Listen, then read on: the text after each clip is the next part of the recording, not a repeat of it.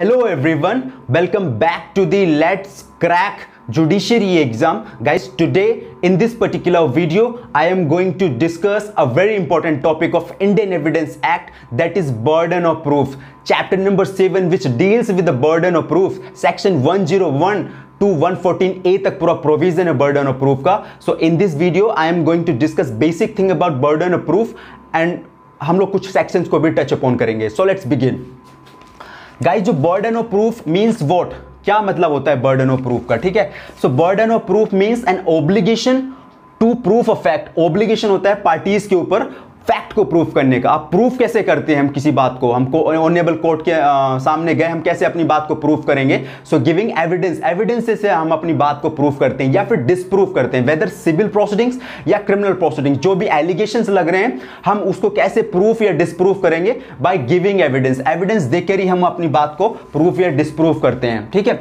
So section 101 Indian evidence act का वो general rule है किसका, बर्डन ऑफ प्रूफ का. वो क्या कहता है guys, whoever desire any court to give judgment as to any legal right or liability dependent on the existence of facts which he assert must prove that those fact exist. देखो 101 section जो है Indian evidence act का वो general rule है burden of proof का. वो कहता है जो भी parties relief, any parties who wants to relief from a court से कोई भी पार्टी रिलीफ चाहती है ना, तो बर्डन ऑफ प्रूफ उसके ऊपर होगा. सब guys let's take an example, आपको एग्जांपल से क्लियर हो जाएगा. ये सिविल राइट्स, किसी पर्सन की सिविल राइट्स का कोई इन्फ्रिंज किया गया है, ठीक है. वो अब वो उसको क्या चाहिए, उसको रिलीफ चाहिए. एक प्रॉपर्टी थी ए पर्सन की, इसकी प्रॉपर्टी थी, इसको ये लीगली ऑनर था इसका, और इसको ऑक्यूपाई किया गया है सम फ्रिंज एलिमेंट के द्वारा. इस प्रॉपर्टी को उसको कब्जा किया गया है सम फ्रिंज एलिमेंट के द्वारा. ए साहब जो थे, A goes to the court, वो कोर्ट में गए, उन्होंने सिविल सूट फाइल किया कि जो प्रॉपर्टी का टाइटल है, पोजीशन है, मेरे को वापस दिलाया जाए. तो ए के ऊपर बर्डन ऑफ प्रूफ होगा, ए अपनी बात को प्रूफ करेगा. बर्डन ऑफ प्रूफ जनरल 101 का जो रूल है जनरल, जो पार्टीज कोर्ट में जाती है आपकी मेरे फेवर में ये डिसीजन या मेरे फेवर में ये जजमेंट दे ऑनरेबल कोर्ट, तो बर्डन ऑफ प्रूफ उसके ऊपर होता है. ए के ऊपर बर्डन ऑफ प्रूफ है, ए बिकम द प्लेंटिफ, प्लेंटिफ के ऊपर बर्डन ऑफ प्रूफ है, वो अपनी बात को एविडेंसेस के थ्रू रखे, ठीक है. So this is the one example of in a civil matters. When we talking about criminal matters, तो criminal cases के अंदर burden of proof बहुत strict होता है prosecution के ऊपर, ठीक है. प्रोसिक्यूशन के ऊपर बहुत स्ट्रिक्ट बर्डन ऑफ प्रूफ होता है क्रिमिनल मैटर्स के अंदर. तो prosecution beyond reasonable doubt evidence देगा, बिकॉज एक प्रिजम्पशन ऑफ इनोसेंस एक्यूज के साथ हमेशा चलता है. एक्यूज कैरी है प्रिजम्पशन ऑफ इनोसेंस, वो हमेशा कैरी करता है. सो उस प्रिजम्पशंस को ब्रेक डाउन या रिबट करने के लिए प्रोसिक्यूशन को बियॉन्ड रीजनेबल डाउट एक्यूज को गिल्टी प्रूफ करना पड़ेगा. तो बर्डन ऑफ प्रूफ बहुत स्ट्रिक्ट होता है सिविल क्रिमिनल मैटर्स के अंदर. प्रोसिक्यूशन के ऊपर बर्डन ऑफ प्रूफ होता है बियॉन्ड रीजनेबल डाउट, वो एक्यूज को गिल्टी प्रूफ करेगा. एक्यूज के साथ always remember presumption of innocence वो हमेशा कैरी करता है.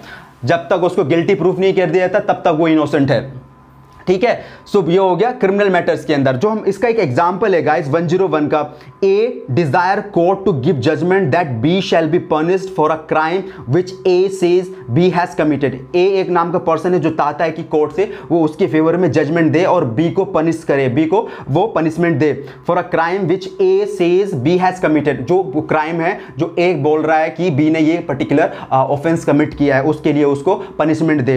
तो बर्डन ऑफ प्रूफ किसके ऊपर है, ए को रिप्रेजेंट करेगा क्रिमिनल मैटर्स के अंदर प्रोसिक्यूशन.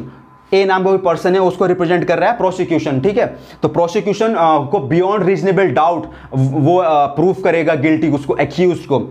तो बर्डन ऑफ प्रूफ किसके ऊपर है, प्रोसिक्यूशन के. और सिविल केसेस के अंदर किसके ऊपर है, प्लेंटिफ के, जो चाहता है कुछ भी. देखो 101 का जो जनरल रूल है, आप जब पढ़ते हो कि कुछ भी कोई भी पार्टीज है जो कोर्ट के सामने गई कि साहब कोर्ट मेरे फेवर में डिसीजन दे या मेरी ये वाली बात मेरे फेवर में करे या फिर ये मेरे जजमेंट को मेरे फेवर में दे, तो बर्डन ऑफ प्रूफ उन पार्टीज के ऊपर होता है जो कोर्ट से रिलीफ या कुछ क्लेम ऐसे वो कर रहे हैं, वो रिलीफ चाहते हैं, ठीक है.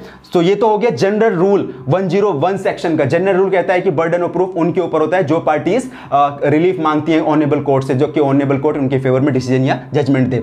गाइस जो 102 है सेक्शन इंडियन एविडेंस एक्ट का, वो ओनस ऑफ प्रूफ की बात करता है और ये ऑलवेज शिफ्ट होता है गाइस। जो ये ओनस है ना, ओनस ये शिफ्ट होता है। ये कैसे शिफ्ट होता है? देखो सपोज कोई क्रिमिनल मैटर्स है,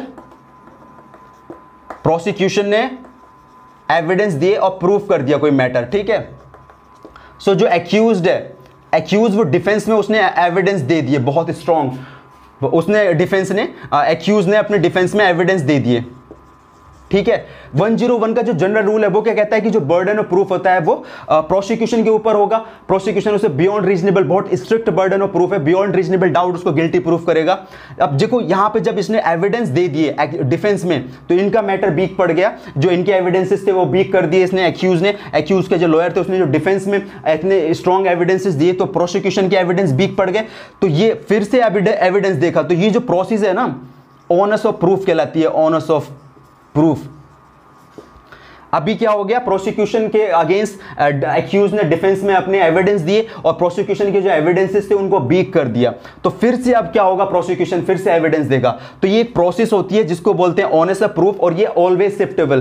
फिर क्या होगा, फिर मौका मिलेगा जब एक्यूज जो प्रोसिक्यूशन है वो स्ट्रॉन्ग एविडेंस दोबारा से रखेगा, फिर एक्यूज के फेवर जो एक्यूज होगा फिर वो अपने फेवर से स्ट्रॉन्ग एविडेंस देगा। तो ये एक प्रोसेस होती है जो चलती रहती है, जिसको हम बोलते हैं honest of proof. Always shift होता है इसमें। ये कभी तो ऑनेस्ट ऑफ जो burden of honest of proof है वो एक्यूज पे चला जाएगा, कभी प्रोसिक्यूशन पे आ जाएगा, फिर एक्यूज पे जाएगा। तो ये एक प्रोसेस चलती रहती है। ऐसी सिविल मैटर्स के अंदर है, पहले किस पे बर्डन ऑफ प्रूफ किसके ऊपर होता है, प्लेंटिफ के ऊपर। प्लेंटिफ ने अपने एविडेंस दिए, बाद में डिफेंडेंट ने उनको उनका WS दिया और मतलब बहुत स्ट्रॉन्ग एविडेंस रखे, फिर से वो प्लेंटिफ के ऊपर चले गए, फिर प्लेंटिफ ने एविडेंसेस दिए, फिर से डिफेंडेंट के। तो ये एक प्रोसेस होता है जो चलता रहता है और ऑलवेज शिफ्ट होता रहता है। 101 का जो जनरल रूल तो है कि बर्डन ऑफ प्रूफ किसके ऊपर होता है, वो जो पार्टीज कोर्ट से रिलीफ चाहती हैं या कुछ वो चाहती हैं कि उनके फेवर में डिसीजन या जजमेंट पास करे honourable court.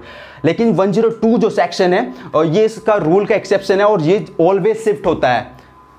In criminal matters में प्रोसिक्यूशन से एक्यूज पे, एक्यूज से प्रोसिक्यूशन पे वापस, ऐसी प्लेंटिफ टू डिफेंडेंट से फिर से प्लेंटिफ। तो ये हो गया 102 सेक्शन गाइज।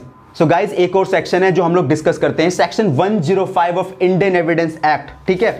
ये बहुत इंपॉर्टेंट है। Burden of proving that case of accuse comes within exception.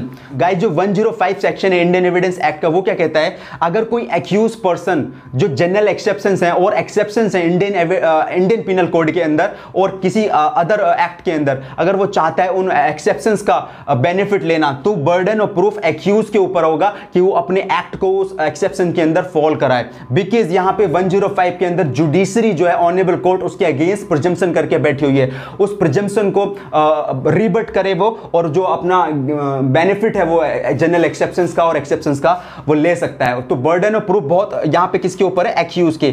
Accused को अगर he wants to get benefit from the general he get accused, तो बर्डन ऑफ प्रूफ यहां पे किसके, एक्यूज के ऊपर है। Accused if he wants to get benefit of general exceptions और exceptions which is given in any code और any act, so उसके ऊपर वो है बर्डन ऑफ प्रूफ। जुडिशरी ने यहां पे उसके अगेंस्ट प्रिजम्पशन कर रखा है, ठीक है। सो गाइस सिविल मैटर्स के अंदर one more thing I would add on here guys, जो स्टैंडर्ड ऑफ प्रूफ है इन क्रिमिनल प्रोसीडिंग्स के अंदर बियॉन्ड रीजनेबल डाउट का जो रूल है उसके ऊपर पूरा का पूरा क्रिमिनल प्रोसीडिंग चलती है। जो प्रोसिक्यूशन है वो एक्यूज को बियॉन्ड रीजनेबल डाउट प्रूफ करेगा, इतना सा भी डाउट नहीं रह सकता। अगर कुछ डाउट क्रिएट कर दिया एक्यूज ने तो वो बेनिफिट ऑफ डाउट लेके निकल जाएगा और बच जाएगा एक्यूज। इसलिए बहुत स्ट्रिक्ट बर्डन ऑफ प्रूफ होता है प्रोसिक्यूशन के ऊपर, जो पूरा criminal proceedings beyond reasonable doubt के ऊपर वर्क करती है। और सिविल प्रोसीडिंग्स में क्या होता है, सिविल प्रोसेसिंग में जो स्टैंडर्ड ऑफ प्रूफ होता है गाइस, वो प्रीपोंडरस और प्रोबेबिलिटी होता है। प्रीपोंडरेंस ऑफ प्रोबेबिलिटी मींस अगर आप जो प्लेंटिफ ने 75-85 भी परसेंट भी अपना जो मैटर है वो प्रूफ कर दिया तो ऑनेबल कोर्ट जो होगा उसके फेवर में डिग्री निकाल देगा। सिविल केसेस के अंदर जो स्टैंडर्ड ऑफ प्रूफ होता है वो प्रीपोंडरेंस ऑफ प्रोबेबिलिटी के रूल पे चलता है, और जो क्रिमिनल प्रोसीडिंग्स के अंदर जो होता है वो बर्डन ऑफ प्रूफ के रूल के ऊपर चलता है। आई होप गाइज ये आपको वीडियो थोड़ा बर्डन ऑफ प्रूफ समझ आया होगा, कुछ एक सेक्शन हमने टच अपॉन किए वो भी समझ आए होंगे। मिलते हैं नेक्स्ट वीडियो में, थैंक यू।